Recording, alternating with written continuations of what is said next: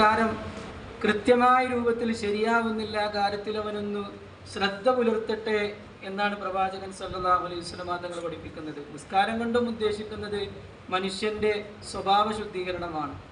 നമ്മളൊക്കെ ഒരുമിച്ച് കൂടിയിട്ടുള്ളത് വിശുദ്ധമായ റമദാൻ മാസത്തിലാണ്. വിശുദ്ധ അലൈഹി വസല്ലം തങ്ങൾ പഠിപ്പിച്ചത് അങ്ങനെ തന്നെയാണ്.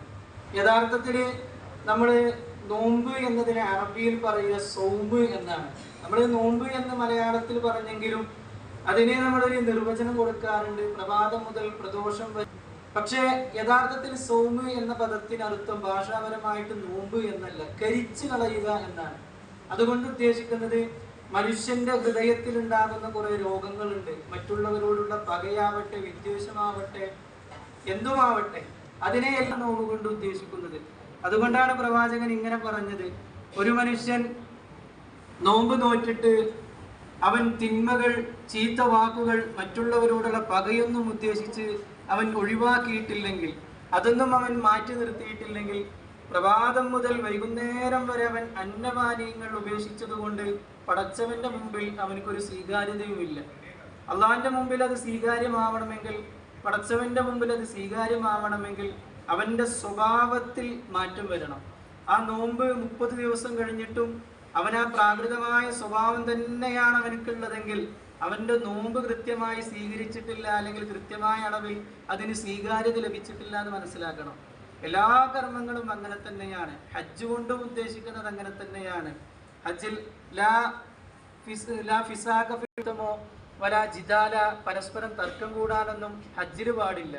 ഹജ്ജില് എല്ലാവരും ഒരേ മനസ്സോടുകൂടെ, ഒരേ വേഷത്തോടുകൂടെ, ഒരേ ഭാഷയോടുകൂടെ ലബ്ബൈക അല്ലാഹുമ്മ ലബ്ബൈക എന്ന മന്ത്രധ്വനിയിൽ ഒരേ ചിന്തയോടുകൂടെ കടന്നു പോകണം.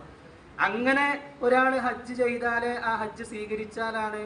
ഒരു ഹജ്ജ് ഒരു മനുഷ്യന്റെ കയ്യിൽ നിന്നും അല്ലാഹു തആല സ്വീകരിച്ചിട്ടുണ്ടെങ്കിൽ, ഒരു കുഞ്ഞ് ജനിച്ച സമയത്ത് അവന്റെ ഹൃദയം എത്രമേൽ ശുദ്ധിയുണ്ടോ അതുപോലെ ശുദ്ധിയായിട്ട് വരണം. അങ്ങനെ ശുദ്ധിയാവണമെങ്കിൽ അവൻ ഈ പറയപ്പെട്ട സ്വഭാവത്തിലുണ്ടാകുന്ന എല്ലാ വൈകല്യങ്ങളെയും മാറ്റി നിർത്തണം. മറ്റൊന്നാണ് സക്കാത്ത് എന്ന് പറഞ്ഞാൽ. സക്കാത്ത് എന്ന പദത്തിന് അർത്ഥം തന്നെ സംസ്കരണം എന്നാണ്.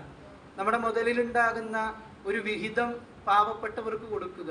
നമ്മുടെ സമ്പത്തിൽ കുമിഞ്ഞുകൂടുന്ന ബ്ലാക്ക് മണിയെ നീക്കം ചെയ്താലെങ്കിലേ, അതിനെ ഇല്ലാതെയാക്കിയെങ്കിലേ നമ്മുടെ സമ്പത്ത് കൃത്യമായ രൂപത്തിൽ വൈറ്റ് മണിയായിട്ട് നമുക്ക് ഉപയോഗിക്കാൻ കഴിയുള്ളൂ. ആരാധനകൾ എടുത്തു നോക്കട്ടെ, മനുഷ്യന്റെ സ്വഭാവം നന്നാക്കലാണ്. അതുകൊണ്ട് എനിക്ക് ഇന്നത്തെ ദിവസത്തിന്റെ സന്ദേശം എന്ന നിലക്ക് പറയുന്നത്, ഈ റമദാൻ വിട പറയുന്നത് കൂടെ നമ്മളൊക്കെ വ്രതമെടുത്തു, നോമ്പെടുത്തു എന്ന അഭിമാനത്തോടു കൂടെ പറയുന്നതോടൊപ്പം നമ്മുടെ സ്വഭാവത്തിൽ വലിയ രീതിയിൽ മാറ്റമുണ്ടാവണം. അങ്ങനെ മാറ്റമുണ്ടാവാൻ നമുക്കേവർക്കും ഭാഗ്യം നൽകട്ടെ എന്ന് പടച്ചവനോട് ആത്മാർത്ഥമായി പ്രാർത്ഥിക്കുന്നു. അസ്സലാമു അലൈക്കും വറഹ്മത്തുള്ളാഹി.